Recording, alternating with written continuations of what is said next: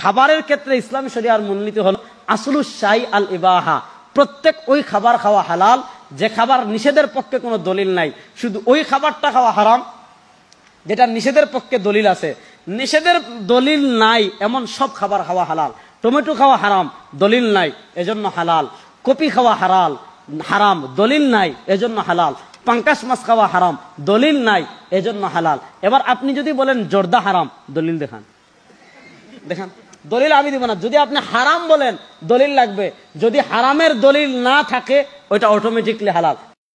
জাবের বিন আব্দুল্লাহ রাদিয়াল্লাহু তাআলা আনহু থেকে বর্ণিত, রাসূল সাল্লাল্লাহু আলাইহি ওয়াসাল্লাম বলেন, মা আসকার কাসীরুহু, যে বস্তু অধিক পরিমাণে খেলে বিবেকের ক্ষতি হয়, ফা কলিলুহু হারাম, তার অল্প পরিমাণও হারাম।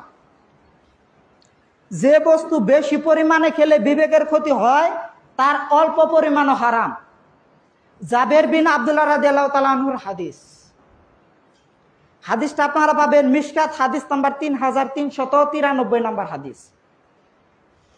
মা আসকার কাসীরুহু, যা বেশি পরিমাণ খেলে বিবেকের ক্ষতি হয়, ফা কলিলুহু হারামুন, তার অল্প পরিমাণও হারাম।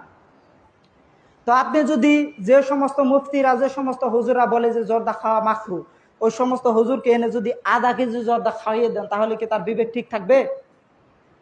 সে কি দাঁড়িয়ে থাকতে পারবে? বা যারা জর্দা জীবনে খায় না তাদেরকে যদি আপনি খাওয়ান, আধা কেজি জর্দা, 1 পোয়া জর্দা যদি খাওয়ান, সে কি দাঁড়িয়ে থাকতে পারবে? পরিমাণের তুলনায় অল্প পরিমাণের চেয়ে বেশি পরিমাণ যদি আপনাকে খাওয়ান, তাহলে তার বিবেক ঠিক থাকবে না, সে মাতাল হয়ে যাবে, তার হিতাহিত জ্ঞান থাকবে না। তো রাসূল সাল্লাল্লাহু আলাইহি ওয়াসাল্লামের হাদিস, মা আসকার কাসীরুহু ফা কলিলুহু হারাম, যে বস্তু বেশি পরিমাণে খেলে হিতাহিত জ্ঞান থাকে না, বিবেকের ক্ষতি হয়, তার অল্প পরিমাণও হারাম। তো এইখানে যে আপনি বললেন যে জর্দা খাওয়া মাকরু, তো তার অল্প পরিমাণে তো হারাম যদি আপনার বেশি পরিমাণে খেলে বিবেকের ক্ষতি হয়। তো বেশি পরিমাণে যে আপনি খেলেন তার মাধ্যমে তো আপনার বিবেকের ক্ষতি হবে, তো এটা কি হারাম হবে না? এটা অবশ্যই সুস্পষ্টভাবে হারাম হবে।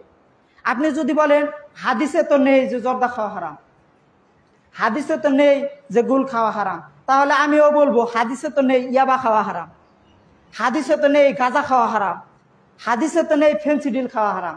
হাদিসে তো এই শব্দ দিয়ে আসেনি, হাদিসের শব্দ এসেছে খমর শব্দ। খমর শব্দের অর্থ মদ। আর মদের সংজ্ঞায় বললাম প্রত্যেক ওই বস্তুই মদ যা বেশি পরিমাণে খেলে বিবেকের ক্ষতি হয়। প্রত্যেক ওই বস্তুই মদ যা খেলে নেশাদার দ্রব্য, যা খেলে বিবেকের ক্ষতি হয়, তাই হচ্ছে মদ। মদ কোনো নির্ধারিত বস্তুর নাম নয়। তো আপনি যদি হাদিসে খুঁজেন যে জর্দা খাওয়া হারাম, এটা তো আমি পেলাম না, তাহলে আমি বলবো ফেন্সিডিল খাওয়া হারাম, গাঁজা খাওয়া হারাম, ইয়াবা খাওয়া হারাম, এটাও তো হাদিসে নেই। তো আপনার হাদিস থেকে বুঝতে হবে যে মা আসকার কাসীরুহু ফা কলিলুহু হারাম, যে বস্তু বেশি পরিমাণ খেলে বিবেকের ক্ষতি হয় তার অল্প পরিমাণ হারাম। এই হাদিসটা আপনাকে বুঝতে হবে। হাদিসটা আপনি খুলে দেখবেন, হাদিসটা আপনি পাবেন মিশকাত হাদিস নাম্বার 3393 নম্বর হাদিস।